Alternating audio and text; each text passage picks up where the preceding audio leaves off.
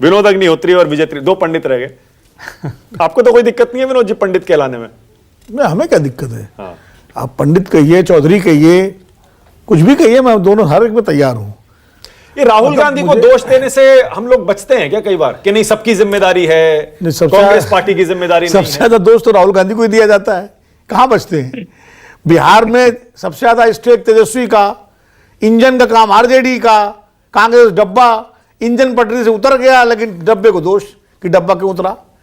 तो ये तो हम लोग दोष क्यों नहीं देते हैं? और जो जिम्मेदारी उनकी राहुल गांधी की है उसके लिए तो उनको जिम्मेदार ठहराया ही जाएगा, कोई भी हो। लेकिन मैं कह रहा हूं कि अभी इंडिया गठबंधन पर हम लोग बात कर रहे थे, तो उस पर विषय पर ज़्यादा अच्छा है। राहुल गांधी पर उसी में आ जाएगा संदर्भ। देखिए, विपक्ष कोई भी राष्ट्रीय गठबंधन हो, मानक कोई भी हो, चाहे सत्ताधारी हो चाहे विपक्ष का हो, उसका नेतृत्व तो राष्ट्रीय पार्टी ही कर सकती है, क्षेत्रीय पार्टी कभी नहीं करती। आप उठा के देख लीजिए, जो बड़ी पार्टी बंगाल में अगर लेफ्ट फ्रंट था तो सीपीएम उसकी लीडर थी, एनडीए में बीजेपी लीडर है, और इंडिया गठबंधन जैसा भी है, टूटी गिरी मरी हालत में, जिस हालत में लीडर उसकी ममता बनर्जी नहीं हो सकती, अखिलेश नहीं हो सकते, क्योंकि उनको अपने अपने राज्य में ही अपनी पहले चुनौती समझा। अखिलेश जी के सामने तो 27 की चुनौती सबसे पहले है। पहले वो उत्तर प्रदेश संभालेंगे, अभी एसआईआर हो रहा है यूपी में, उसमें उनकी पार्टी की भूमिका होगी कि वो इंडिया गठबंधन की पंचायत करेंगे। इंडिया गठबंधन तो एक्चुअली सही बात है कि व्यवहार में तो कोई एग्जिस्ट ही नहीं कर रहा है, पार्लियामेंट फ्लोर कोऑर्डिनेशन को छोड़ करके। लोकसभा चुनाव के बाद तो एक भी बैठक नहीं इंडिया गठबंधन की हुई, ना कोई कन्वीनर है, ना कोई सेक्रेटरिएट है, कुछ नहीं है। लेकिन एक सवाल मैं पूछना चाहता हूं, 2004 से लेके 2014 तक एनडीए कहां था? कहीं था एनडीए? कितनी बैठकें? जब विपक्ष में था, जब कितनी बैठकें हुई थी एनडीए की? और छोड़िए 2014 से लेकर 2024 के चुनाव तक एनडीए कहां था? लोकसभा चुनाव के पहले एनडीए की बैठक हुई है, जब इंडिया गठबंधन बना है तब एक बड़ी बैठक बुलाई गई एनडीए की। उसके बाद तो कोई एनडीए कोई बैठक होती नहीं थी। जो एनडीए की बैठक बेंगलोर में बैठक के एक दिन बाद अटल जी के टाइम में जो होती थी एनडीए की बैठक, जॉर्ज फर्नांडीज कन्वीनर थे, अटल जी चेयरमैन थे, वो कहां है? तो गठबंधन भी राजनीतिक परिस्थितियों के हिसाब से बनते और बिगड़ते हैं। यह भी सही है जो आशुतोष कह रहे हैं कि विपक्ष के सामने चारा क्या है। अगर उनको अपनी राजनीति जिंदा रखनी है, उन्हें बीजेपी से मुकाबला करना है, तो कहीं ना कहीं एक गठबंधन तो बनाना पड़ेगा, संसद से अंदर से लेकर बाहर तक। और राज्यों में निश्चित रूप से ये जो क्षेत्रीय पार्टियां उनका वर्चस्व है। अब तमिलनाडु में जो भी गठबंधन होगा डीएमके के हिसाब से होगा, बिहार में आरजेडी बड़ी पार्टी थी, उत्तर प्रदेश समाजवादी बड़ी पार्टी है, पश्चिम बंगाल में ममता जी का तो अलग ही है, वो इंडिया में है भी और नहीं भी है। वो चुनाव लड़ी अलग लेकिन इंडिया में भी है, और दावेदारी भी क्लेम करते हैं उनके लोग, इंडिया गठबंधन की जिम्मेदारी ममता जी को दे दी जाए। मतलब है भी और नहीं भी है। तो आम आदमी पार्टी ने पहले ही तोड़ दिया लोकसभा चुनाव के बाद, अब वो अपना पंजाब बचा लें। तो सबसे बड़ी चुनौती तो क्षेत्रीय दल जो दावा कर रहे हैं लीडरशिप का, पहले वो अपने अपने घर बचा लें। उनके सामने सबसे बड़ी चुनौती ये है। कांग्रेस की तो हालत खराब है भाई, आप अपना हरियाणा नहीं बचा सके, दोबारा नहीं आप आ सके, महाराष्ट्र में आप पिट रहा, महाराष्ट्र में तो पूरा आघाड़ी पिट गया, खाली कांग्रेस ही नहीं पिटी, उसमें तो एनसीपी शरद पवार ही पिटी और शिवसेना ये भी पिटे, उद्धव ठाकरे जी सभी पिटे। अब समस्या ये है कि न तो आपके दिलों में जगह है, गठबंधन के लिए थोड़ा लार्ज हार्टेड चाहिए, खासकर बड़े। अब अखिलेश जी को अगर मध्य प्रदेश में स्पेस दे देती कांग्रेस तो शायद उतना बुरा हाल नहीं होता, शायद हो सकता हो भी जाता, लेकिन स्पेस देते तो एक वो होती। इसी तरह अगर कांग्रेस को ममता जी स्पेस दे देती, लेकिन एक दूसरे को स्पेस देने के लिए तो कोई तैयार नहीं है। जब तक आप स्पेस देंगे नहीं और उम्मीद करेंगे कि साहब हमें लीडरशिप, कांग्रेस को शक की नजर से देखते हैं सहयोगी दल, सब एक दूसरे को शक की नजर नहीं।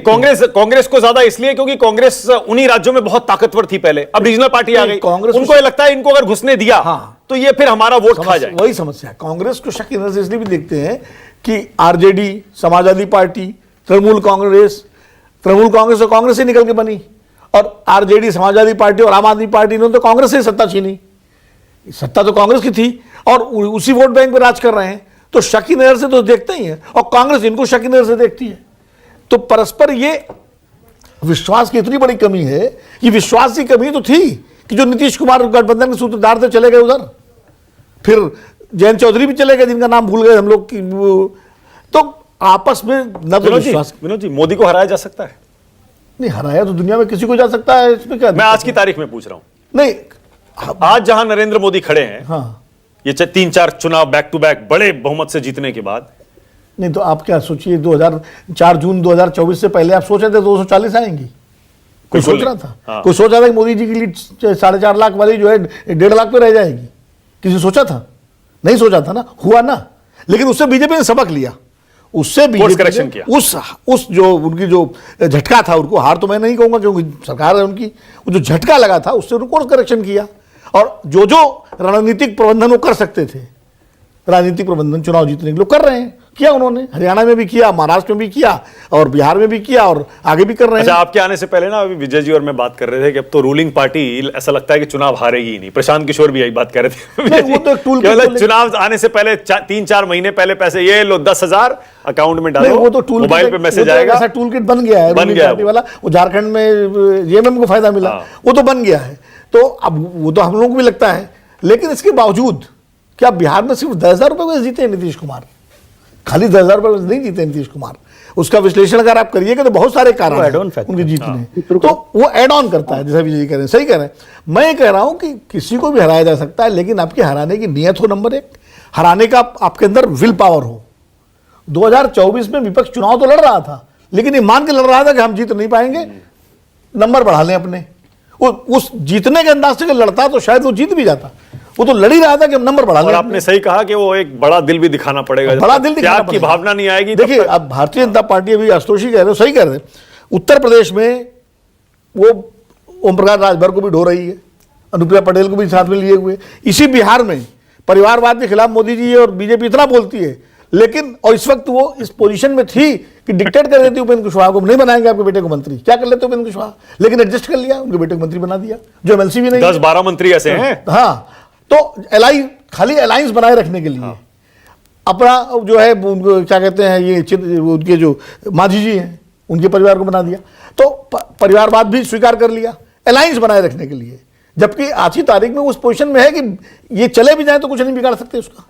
लेकिन बड़ा दल जो होता है, ये उसकी राजनीतिक सूझबूझ होती है कि कैसे वो सीटों का बंटवारा करे, कैसे एडजस्टमेंट करे। एक बड़ा फैक्टर उसमें है कि जो लीडर होता है उसकी जो वोट कैचिंग पावर होती है ना, वो सबसे महत्वपूर्ण, वो सब तय करती है। अगर वोट कैचिंग पावर जो आज नरेंद्र मोदी जी की है, वो अगर कल राहुल गांधी के पास आ जाए तो यही इंडिया गठबंधन कुलासे भरने लगेगा और सब सम्मान करने लगेंगे कांग्रेस पार्टी का। वोट कैचिंग पावर बड़ा सवाल है।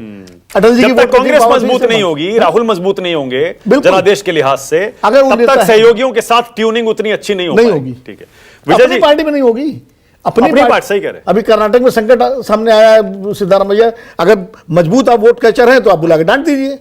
सही बात।